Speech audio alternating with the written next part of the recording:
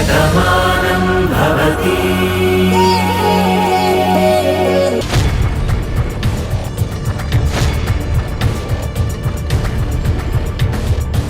ఏంటి భాను ఇది? అసలేం జరుగుతుంది? నీ పరిస్థితి బాగుంది, నువ్వు ఇంట్లో సంతోషంగా ఉన్నావు, నీకెలాంటి లోటు ఉండదని పొద్దున్న నేను అంకుల్ మాట్లాడుకుంటున్నప్పుడే నీలిమ నుంచి ఈ ఫోన్ వచ్చింది. మేమిక్కడికి వచ్చాక ఇంత జరిగింది అని తెలిసింది. నిజంగానే నమ్మలేకపోతున్నాను భాను. ఎన్ని రోజులు ఇంత పెద్ద నిజాన్ని నువ్వు ఎలా దాచగలిగావు? దాచి ఇదంతా ఎలా చేశావు? అన్నీ సద్దుమణిగాయి, అంతా బాగుంది అనుకునేసరికి అనుకోకుండా ఈ నిజం బయటపడ్డమేంటి? మళ్ళీ ఇంత పెద్ద సునామీ ఈ ఇంట్లో మొదలవ్వడమేంటి? ఈ గొడవలు ఎక్కడికి దారి తీస్తాయి? మళ్ళీ నీ జీవితం ఏమైపోతుంది? దీనికి ముగింపేమన్నా ఉందా? నీ పరిస్థితి ఏమవుతుందో ఆలోచిస్తున్నావా? తలుచుకుంటే నాకే భయం వేస్తుంది. ఎంతో శ్రమపడి నీ ఇంటిని నువ్వు మలుచుకున్నావు, నీ జీవితాన్ని నువ్వు చక్కబెట్టుకున్నావు, అందమైన పొదరిలులా మార్చుకున్నావు. కానీ ఒక్క కారు చిచ్చు పచ్చని పంటని కూడా దహించినట్టు మళ్ళీ ఇంత పెద్ద మంట ఇంట్లో రేగింది. ఇల్లు ఏమవుతుందో అని భయంగా ఉంది.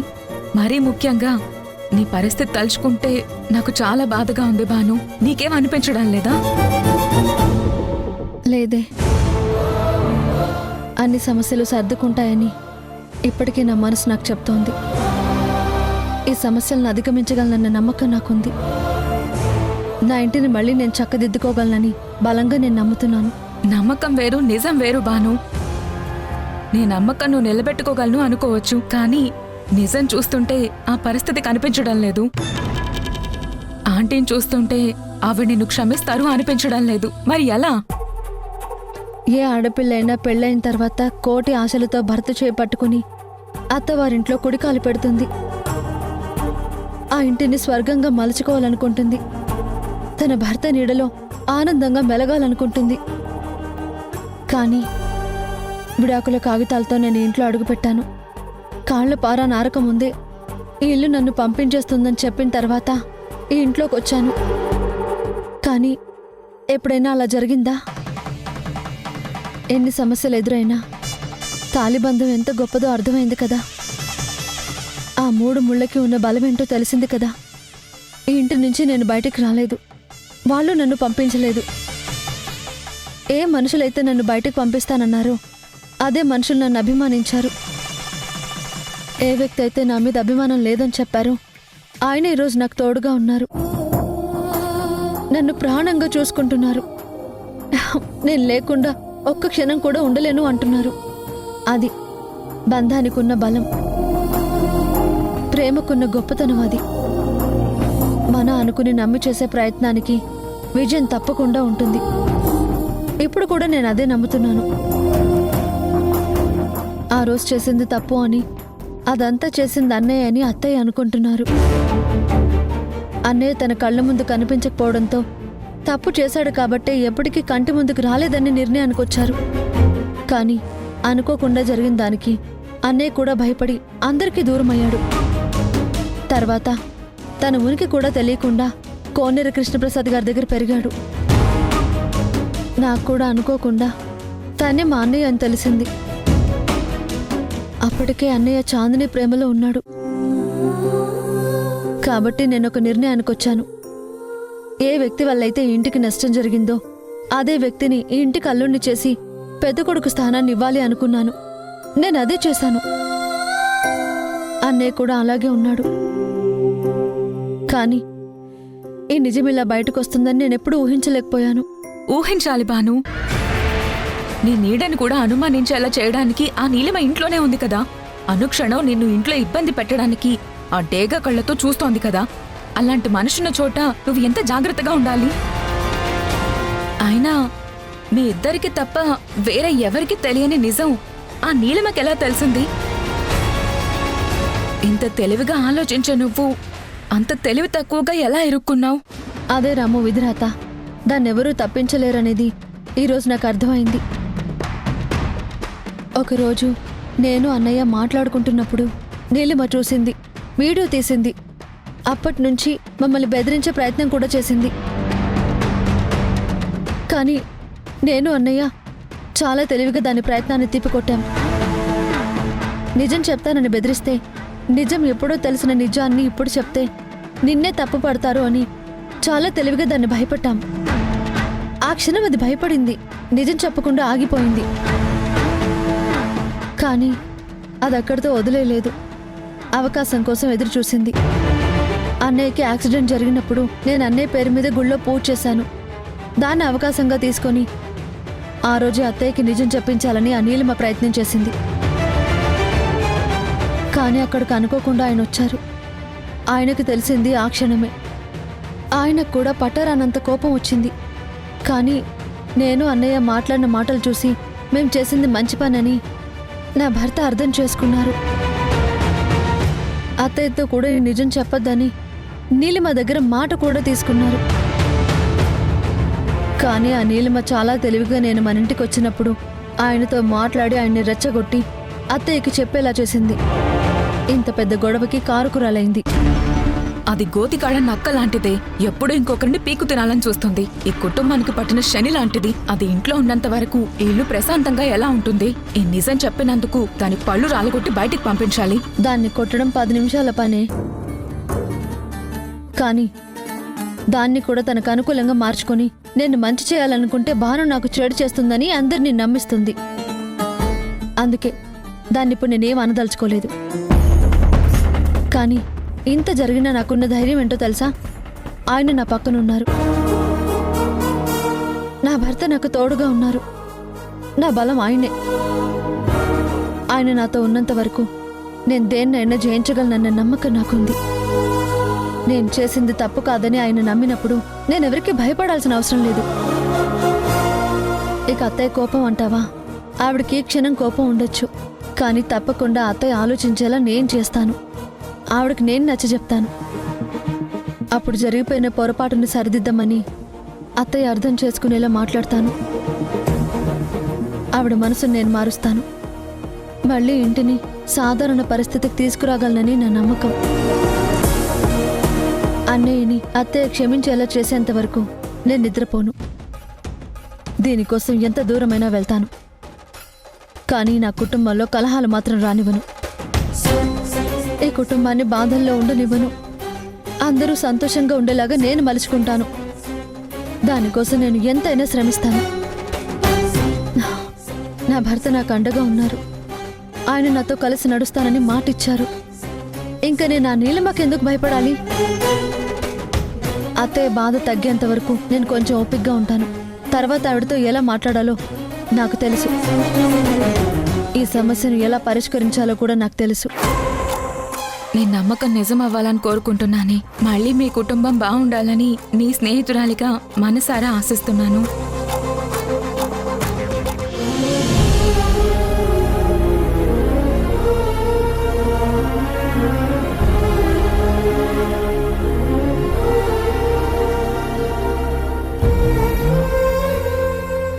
తీసుకోరా.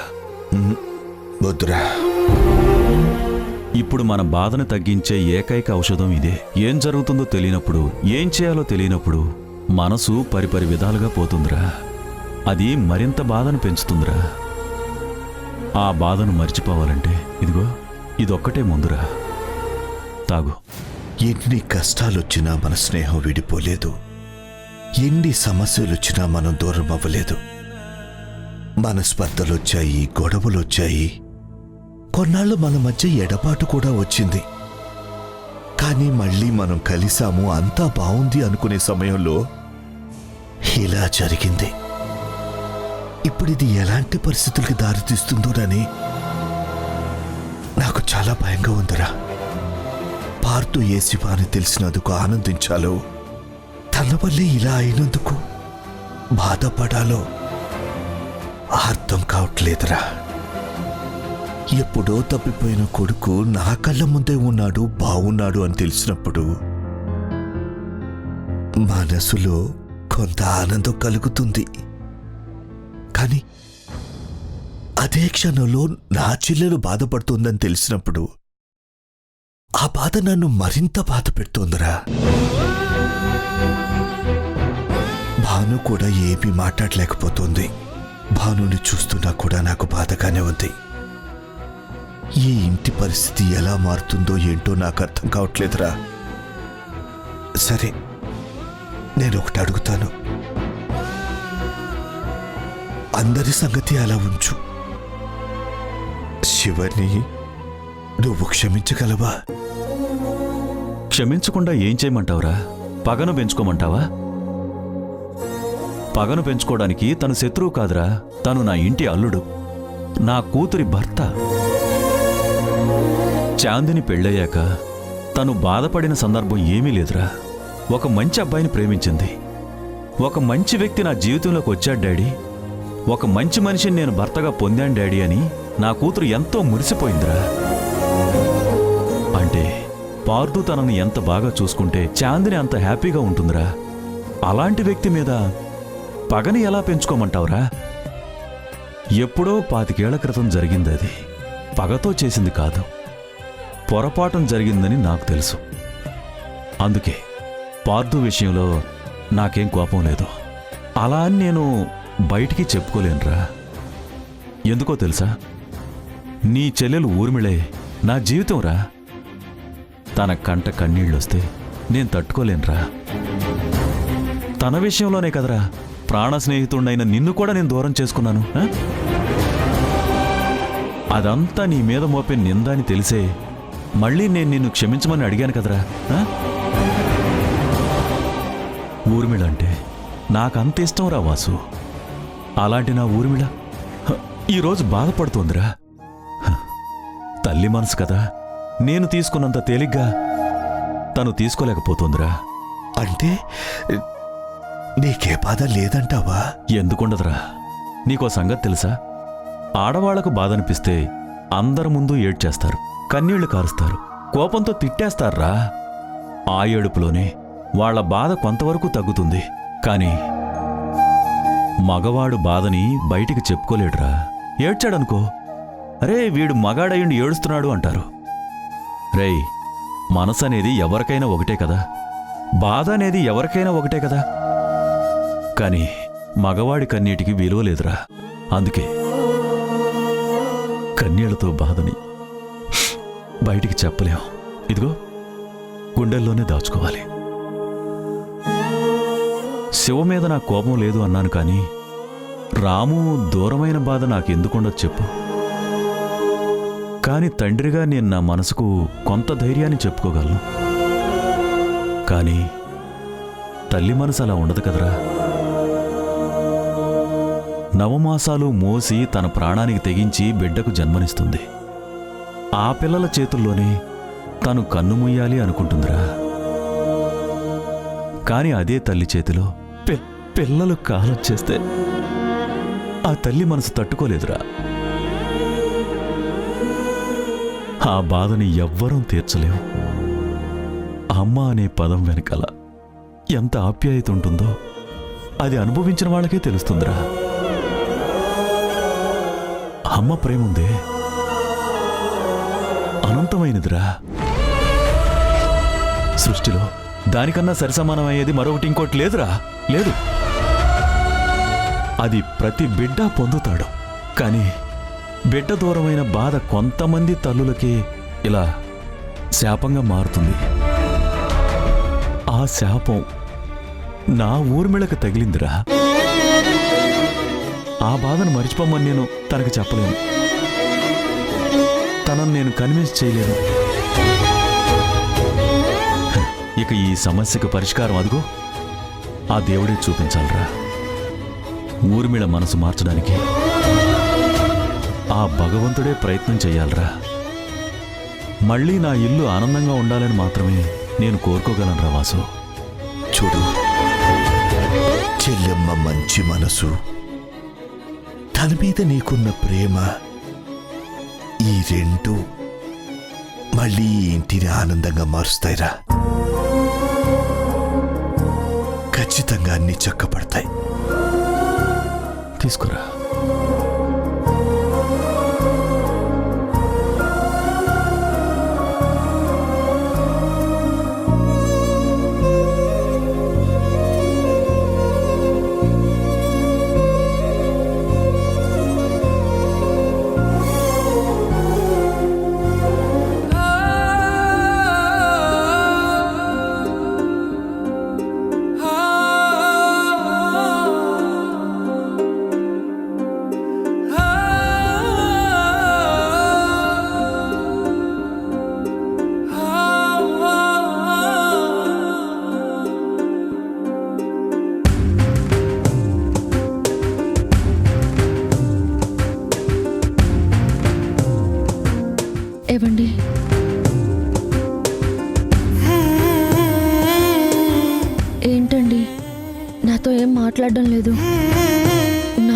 కోపంగా ఉందా?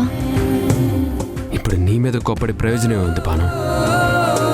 అయినా నేను ఎవరి మీద కోపం పెంచుకునే పరిస్థితిలో లేను. అసలు ఏం జరుగుతుందో అర్థం కానప్పుడు ఏం చెయ్యాలో కూడా అర్థం కావట్లేదు భాను. ఇలాంటి పరిస్థితుల్లో నా ఆలోచనతోనే నాకు సరిపోతుంది. ఇంకా నేను నీ మీద కోపాన్ని ఎందుకు పెంచుకుంటాను? చూడండి, ఇలాంటి ప్రమాదం జరుగుతుందని ఊహించే నేను ఇన్నాళ్ళు ఈ విషయం దాచాను. నిజం మీకు తెలిసిన మరుక్షణం మీరు ఎంతో మదన పడ్డారు. ఆ క్షణాన మీకెంత కోపం వచ్చిందో నేను నా కళ్ళతో చూశాను. వెంటనే ఆ విషయాన్ని మీరు తట్టుకోలేక మీరు బరస్ట్ అవుతుంటే మిమ్మల్ని నేను కంట్రోల్ చేశాను. అప్పుడు మీరు నా మాట వినిపించుకున్నారు. ఆ రోజే మీకు చెప్పాను, ఈ విషయం అత్తయ్యకి తెలిస్తే ఎలా రియాక్ట్ అవుతారు, ఆవిడ పాజిటివ్గా తీసుకోకపోతే లేదంటే పరిస్థితి ఇంకోలా ఉంటుందని మీకు ఆ రోజే చెప్పాను. మీ అమ్మగారి మీద మీకు ఎంత ప్రేమ ఉందో నాకు తెలుసు. ఆవిడ బాధపడితే ఆవిడ కన్నా మీరు ఎక్కువ బాధపడతారని నాకు ఆ రోజే తెలుసు. అందుకే నేను మీతో అలా మాట్లాడాను. అత్తయ్యకి ఈ విషయం వెంటనే తెలియకూడదని నేను మిమ్మల్ని కన్విన్స్ చేశాను. మీరు కూడా కన్విన్స్ అయ్యే కదా నా దగ్గర ఒప్పుకున్నారు. అత్తయ్య దగ్గర నిజం చెప్పకూడదని ఆ నీలిమకు కూడా మీరు గట్టిగా వార్నింగ్ ఇచ్చారు. అంతలా ఆలోచించిన మీరు ఈరోజు అత్తయ్య దగ్గర చెప్పడం ఏంటి? అత్తయ్య ఇంత బాధపడటానికి ఒక విధంగా ఈ నిజం తెలియడమే కదండి. నీలిమ చెప్పిందన్న ఒకే ఒక కారణంతో మీరు అత్తయ్య దగ్గర నిజం చెప్పేశారు. చూసారా ఇప్పుడు పరిస్థితి ఎలా మారిపోయిందో? ఇప్పుడు ఎవరు ఏం చెప్పినా కూడా అత్తయ్య వినే పరిస్థితుల్లో లేరు. కనీసం నీలిమతో మాట్లాడినప్పుడు నాతో చెప్పుండాల్సింది కదా. నేనైనా కన్విన్స్ చేసి ఉండేదాన్ని కదా. మీరు తొందరపడి అత్తయ్యతో నిజం చెప్పేయడమే పరిస్థితి ఇంతవరకు దారి తీసిందని నాకు అనిపిస్తోంది. ఇది మిమ్మల్ని బాధ పెట్టాలని అనడం లేదండి. అత్తయ్య బాధపడుతున్నారు. ఈ నిజం ఆవిడకి తెలియకుండా ఉంటే ఈ బాధ ఉండేది కాదు కదా అని అత్తయ్య గురించి ఆలోచించి చెప్తున్నమాట. దయచేసి దీన్ని తప్పుగా అనుకోకూడదు. చూడు భాను, నువ్వు అమ్మ విషయంలో భయపడ్డావు.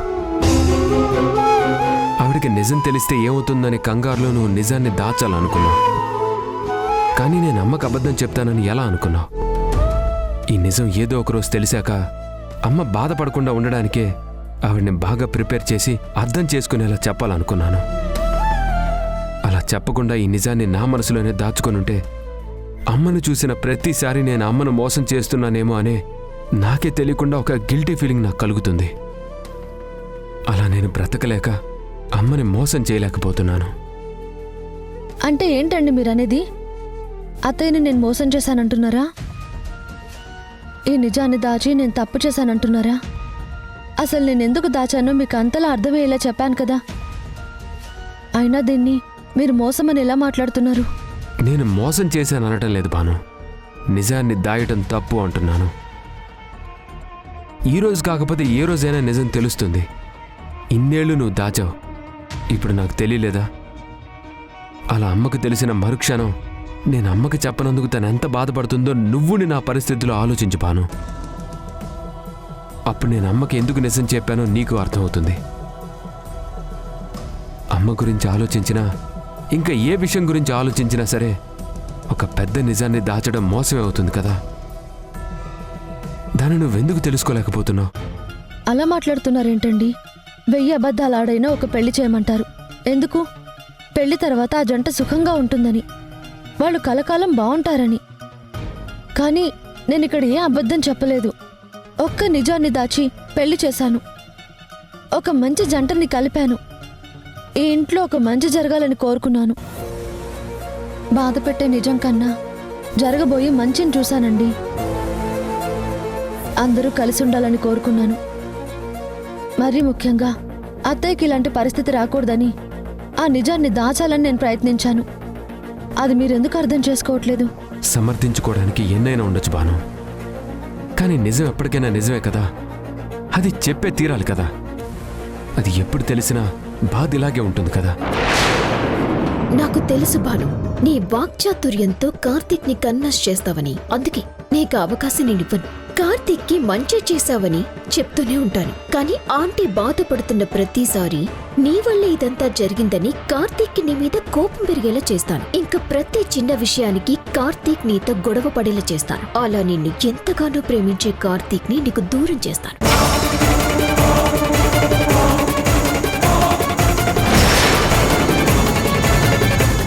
నేనంటే నీకెంత ఇష్టమో నాకు తెలుసు. పిల్లల్ని నువ్వెంత ప్రేమిస్తావో నాకు తెలుసు. నీ కొడుగ్గా అడుగుతున్నాను, నా కోసం నువ్వు అన్నం తినమ్మా. నువ్వు తిని నన్ను తినమంటావో లేదా నన్ను కూడా పస్తులుండమంటావో నువ్వే చెప్పు.